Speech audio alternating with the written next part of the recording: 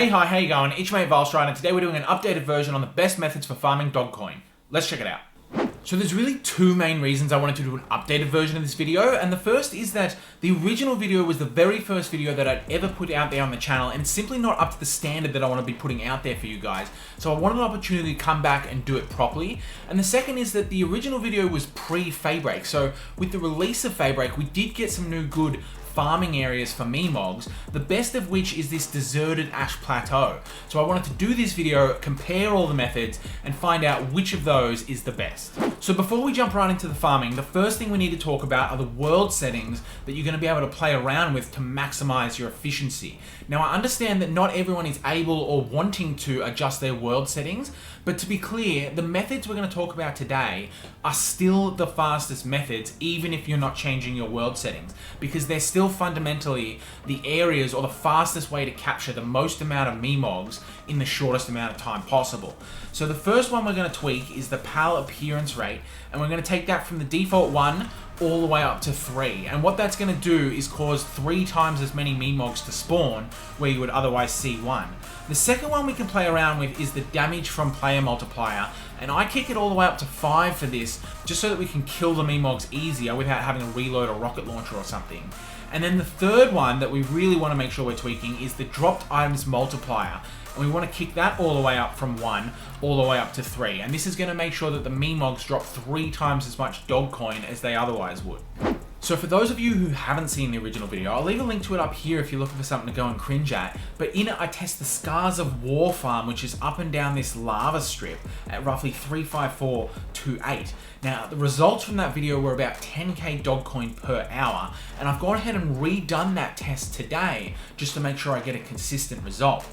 So the way this first method is done is by just flying up and down this lava strip and never even getting off Jetta Dragon. You just want to throw your spheres straight at the Memogs and capture them. So you do want to ensure you have a sphere that's high enough to get 100% capture rate, because you don't want to mess around with the Memogs escaping and running away.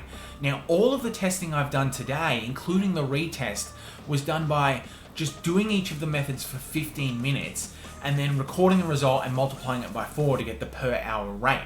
And so for this first run, the result I got was consistent with the original testing. I ended up with 2,439 Dogcoin for my 15 minutes, and it resulted in 9,756 per hour when you extrapolate.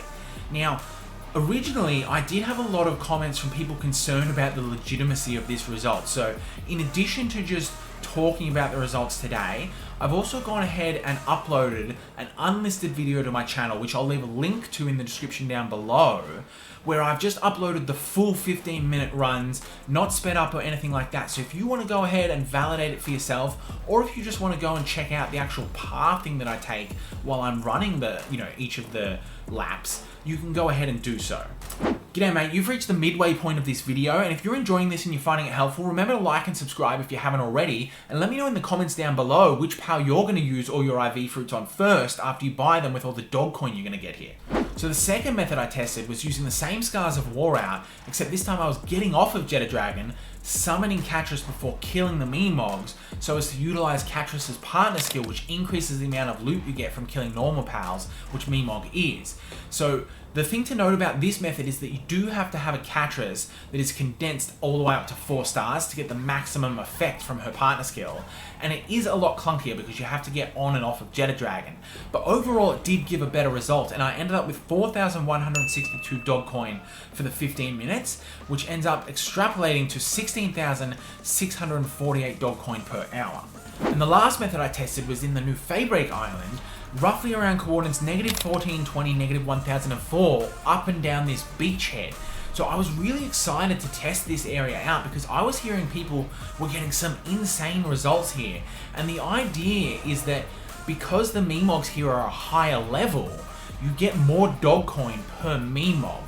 So when you do the Katress method, I was getting about 350 Dogcoin per batch on average, which was much better than what I was getting at Scars of War.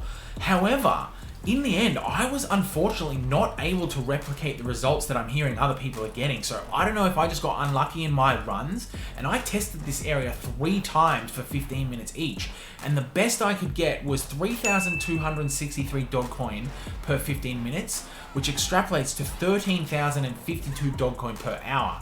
So again, yeah, I don't know if I'm just getting unlucky or what other people are doing, but that's the most I could get out of this area. So Scars of War still came in as more if you use the fully condensed Katress.